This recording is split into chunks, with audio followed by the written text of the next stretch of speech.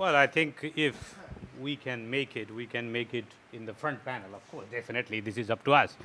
But I think the part of the reason, I think this is why I think it is very important for us, one of the debates that we had at the end of the day when we were discussing the SDGs, MOI, the means of implementation was the most difficult issue.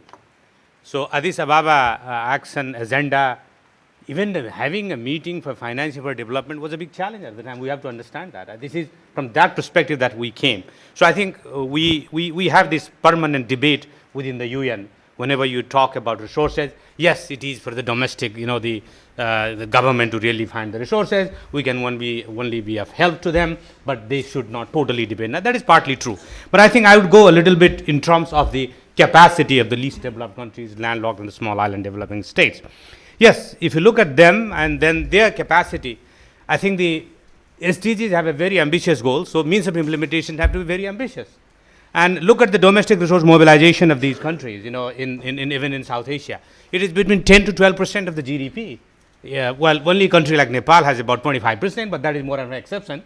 But others are around that, but a little less than that. So, but if you look at the requirement of these countries in order to meet the SDG goals, you heard yesterday in the meetings, every country was talking about, even India was talking about 10% of GDP, that is required in order to meet the SDGs.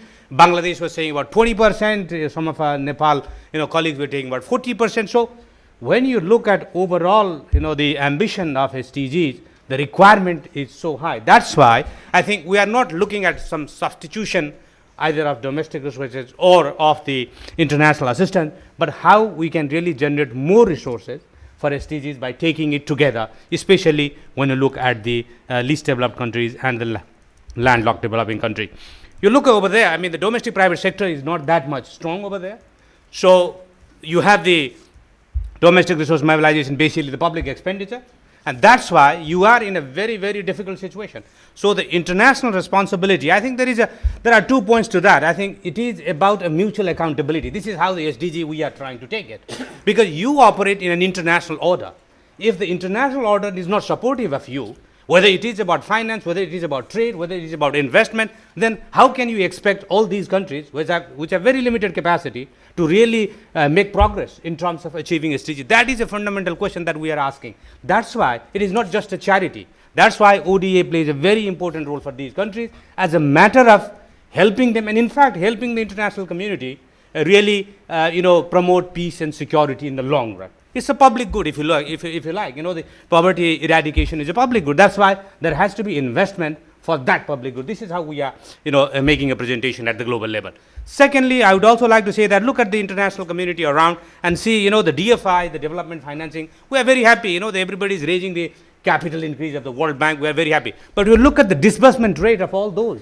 That again is a big challenge. That is what we are asking. Why you cannot have a dedicated mechanism which can really leverage more resources from the DFI so that it can really make good impact on the grounds in terms of the not only the health and education, but also economic growth, the long term, the revenue that you can get from the country within.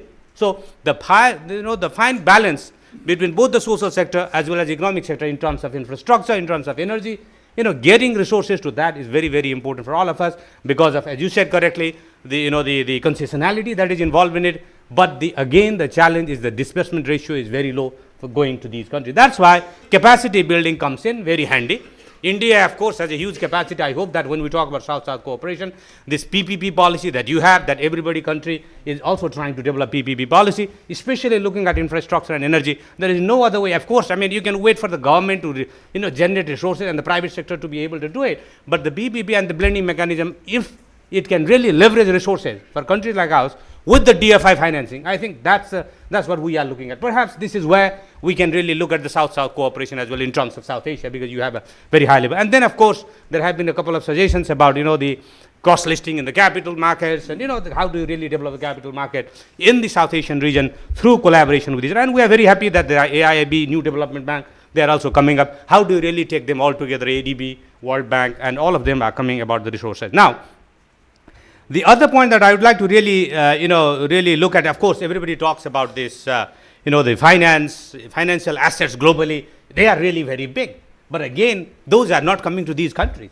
That's why there is real, the real the dependence of these countries on ODA, but also on international concessional financing is really critical. On investment, I would say that there is also a need for really getting some home country. Of course, each country has to have a very good host country measures to attract investment. What we are talking about is that let us have some also promotional measures to mitigate the risk for investment coming to the LDCs. How you can really blend that in a way that the home country measures, they can have the, the different concessionality, they can take away, they can put part of that through the grant, and then also make the financial, special financial vehicles for the, the investment going to these countries would be very, very important. Technology, we had a lot of discussion on technology. Technology, we believe, is something that we can use to transform economy, especially for the low carbon economic path.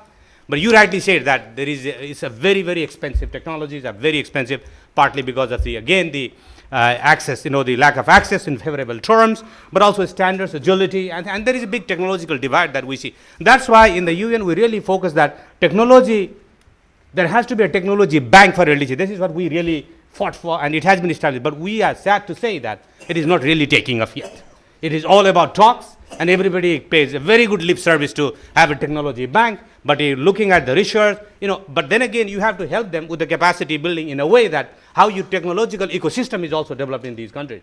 Now, South Asia is really very poor in terms of technology. Even big country like India has only pays about 0.81% in the research, but smaller countries like others are even less than that, 0.1%. That's why I think we really need technology can really leapfrog all of us, the country. We don't have to go through the, the usual path. I'll just finish it in 1 minute. But then I think that is where we really have to take it. We have to take all of that together. This is what we are saying it. The vulnerability, the lack of, the resilience in the LDCs is so big, whether it is a finance, whether it is a capacity building, whether it is a technology, or whether it is, investment, attracting capacity. That's why we are really looking for a comprehensive and holistic approach. Not that we depend only on ODA. That is, no country has developed with only ODA alone. That is fine. But I think it is necessary, at least for the foreseeable future, for the transition. And they have not delivered, the developed countries has not yet delivered. That is a very big challenge. $146 billion is the, the ODA, and that is only half of the promise that have been made. And that has been going on for the last, 30 years, 40 years. So this is a very big challenge. And finally, I should say South-South cooperation is a very important dimension. And we will be looking at the capacity building, but we will be also looking at technological level enhancement. We will be also looking at best practices. There are many things that we can do because they are really comparable in terms of the situation that we have in our two countries. Thank you very much. Thank you very much, Acharya ji. Sonam Wangdi ji is the next speaker. Sonam, Acharya ji highlighted the need for a comprehensive and holistic approach. So would you guide us what that can be, especially from LDC perspective?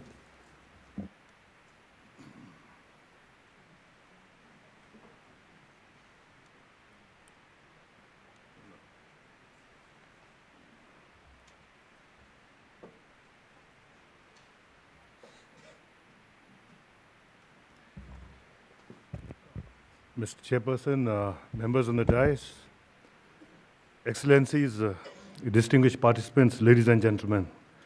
It's my pleasure to make a small presentation on means of implementation, mostly from the Bhutanese perspective. So I think we got the wrong one. You got the wrong one. It is based mainly on the VNR report that we submitted. No, this is not the one.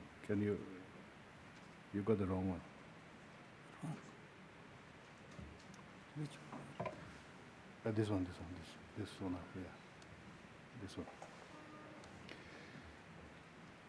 Basically, SDG 17 is about fostering various implementation mechanisms that are essential for achievement of the 2030 agenda for sustainable development. And I believe that multilateral agreements, regulatory frameworks, and cross-border initiatives that forge partnerships in terms of strategy, trade, policy coherence, and commitment, as well as technical expertise and capacity building are critical for meaningful progress of the 2030 agenda for sustainable development. basically my country, and in terms of the integration of the SDGs into our national framework, Bhutan's philosophy of gross national happiness and SDG are almost similar. So it was very easy for us to integrate that into our next plan, the 12th plan. In terms of means of implementation, most of the, I think, issues are, the gaps are quite obvious. Financing, it as mentioned, domestic resources. We are talking about, as the Ambassador Gyan also mentioned about, I think we're not going to get from a lot from the international or, as earlier speakers mentioned, the keynote. I think we have to probably do it ourselves. And for Bhutan, we've been dependent on external financing, ODA, for a large part of our capital expenditure, but it has been declining from about almost 100%. Now it's down to about only 63%. But the official, overall, I think it is also decreasing, and it's a concern for us in a sense that we would be graduating from LDC by 2023, and the 12th plan is a transitional phase, and it's very important. Most of the SDG goals would be incorporated in that, and without the ODA, it will be difficult for us. In terms of foreign direct investment, Bhutan has not done very well. We are the lowest in the region. I think it's about less than 0.5% of our GDP. It's about less than $500 million stock in the last 10 years or so. So we have, in terms of the domestic, I think we've got some very good examples in terms of the fiscal prudence. We try to keep our fiscal deficit under 3%. And we've also been doing in terms of to supplement, especially the green funds, Bhutan for Life, Bhutan Trust Fund, and we are exploring climate fund for environmental conservation and in terms of cleaner technology.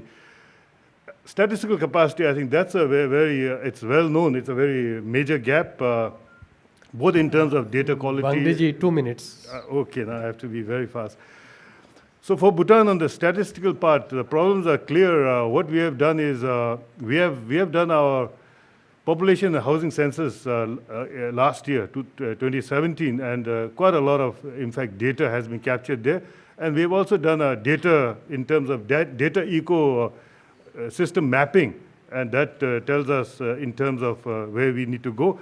And if you look at in terms of the data, you can see for incorporation adoption, 26% adopted, 30% partially, 43% relevant, not adopted. Partnership, I think there is no doubt that in terms of the means of implementation, partnership at the global, at the regional, and at the national level. And in Bhutan, in our 12th plan, we have the 3 C's: cooperation, consolidation, and consolidation, cooperation, and so these 3 C's are very, very important for us.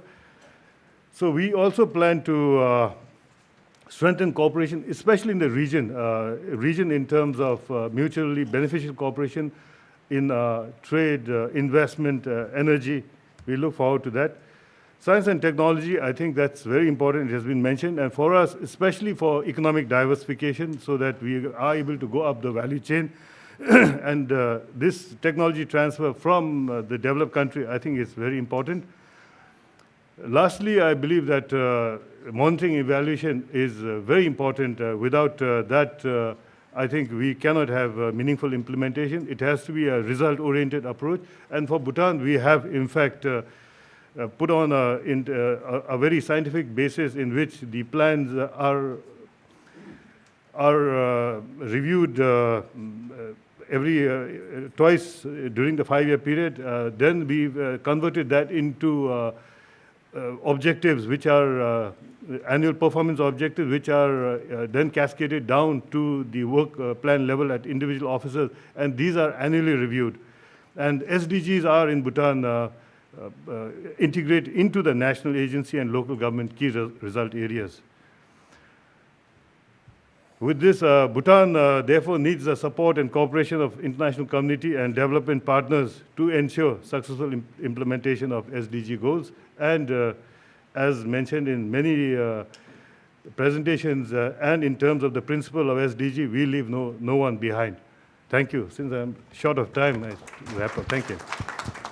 Thank you very much, Wangdi ji, especially revealing from VNR of Bhutan the means of implementation that you have specified there. Our next discussant is Dr. Sadhna Relia ji. Dr. Sadhna is Head International Cooperation, Multilateral and Regional Department of Science and Technology, Ministry of Science and Technology, India. So hopefully we'll get to listen from you about this whole technology transfer issue and intellectual property rights. Well, good afternoon to one and all, be it on the dais, off the dais. I think we are all intellectuals at the same plane. We are not having any edge in terms of our wisdom that I will share. First of all, the research and innovation is a theme which cuts across all the sustainable development goals. That's a